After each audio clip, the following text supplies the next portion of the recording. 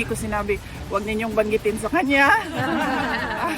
Hindi ko binanggit sa kanya ang impeachment at hindi ko binanggit sa kanya ang mga nangyari sa House of Representatives. So hindi niya alam na merong pangalawang posibleng impeachment na mangyayari.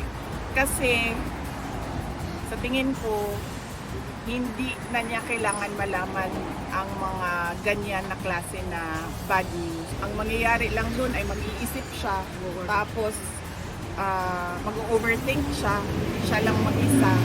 Hindi siya karapat-dapat para sa isang 81-year-old. Dapat yung maaalala niya at naiisip niya ay yung mga masasayang bagay, hindi yung mga kalokohan, korupsyon at abuso ng mga congressman at iba pang politiko kasama na ang administrasyon.